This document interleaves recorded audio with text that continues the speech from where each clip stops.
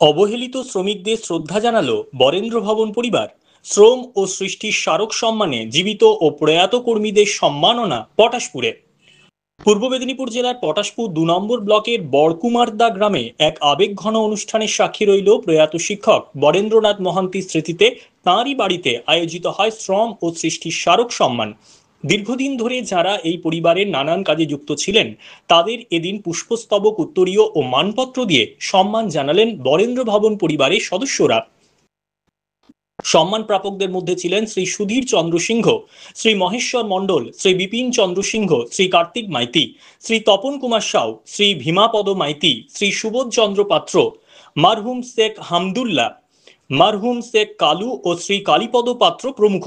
এছাড়াও মরণোত্তর সম্মাননা প্রদান করা হয় মৃত্যুঞ্জয় দাস, বরেন্দ্রনাথ বারিক, সুরেন্দ্রনাথ পাত্র, গোপীনাথ গিরি, সনাতন দাস, প্রফুল্ল চন্দ্র সিংহ, মহেশ্বর মাইতি ও কেদারনাথ দাস প্রমুখের পরিবারের হাতে। পরিবারের অন্যতম সদস্য প্রদীপ কুমার মহান্তি বলেন, এই মানুষগুলো না থাকলে আজ আমরা কেউ সমাজে প্রতিষ্ঠিত হতে পারতাম না। তাদের পরিশ্রম, সততা আর নিষ্ঠাই আমাদের জীবনের ভিত্তি গড়ে দিয়েছে। তাদের প্রতি কৃতজ্ঞতা জানানোই আমাদের কর্তব্য। আমার বাবা মায়ের সময়ে যারা আমাদের মাঠে কাজ করত তাদের মধ্যে আমাদের অনেকেই নেই। সেই পরলোকগত তাদের উদ্দেশ্যে মরণোত্তর একটা সম্বর্ধনা, প্লাস যারা এখনও আছেন আমাদের সাথে তারাও বাবার সাথে কাজ করতেন, তাদেরকে সম্বর্ধনা দেওয়ার ইচ্ছে। একটি কারণ, এই যে শ্রম, এই যে পরিশ্রম, তার মধ্যে যে সৃষ্টি হয়, শুধু ধান চাল উৎপন্ন করেন তা না, খাওয়ার পরে যে মেধা সৃষ্টি হয় এবং সেই যে সান্নিধ্য, ছোটোবেলায় চারা গাছকে যেভাবে বড় করার জন্য আমরা জল দিই, সার দিই, মাটি দিই, এরা হচ্ছে আমার সেই জল মাটি। কাজ করেছে আমার জীবনে, আমাদের পরিবারের সকলের জীবনে সমৃদ্ধ হতে, আমাদের মেধা শক্তির বিকাশ ঘটাতে এরাই সব অনন্য ভূমিকা পালন করেছে। তাদেরকে আমি স্মরণ করতে চেয়েছি, তাদেরকে সম্বর্ধনা দিতে চেয়েছি। অনেকেই শিক্ষক, অধ্যাপক, রাজনৈতিক নেতা, তাদেরকে আমরা সম্বর্ধনা দিই, তাদেরকে আপ্যায়ন করি, তাদেরকে আমরা সম্বর্ধিত করি, মালা দিই, ফুল দিই, পুজো করি। আমরা জায়গায় জায়গায় ঠাকুরের পুজো করেছি। কিছুদিন আগে ঠাকুরের পুজো শেষ হয়েছে। আমার কাছে মানুষই ঠাকুর। জীবজ্ঞানের শিব সেবা, জীবজ্ঞানের শ্রী শ্রী স্বামীজির যে পলিসি, আদর্শ, সে আদর্শ নিজের জীবনে পালন করার জন্য এদেরকে আমি মানুষ বলে, মানুষ নয়, মানুষ রূপী দেবতা, এদেরকে আমি পুজো করলাম, আজকে শ্রদ্ধা জানালাম, আমার প্রণাম জানালাম। এটা আমার একান্ত ইচ্ছে ছিল। সংবর্ধনা হিসেবে কি কি তুলে দিলেন?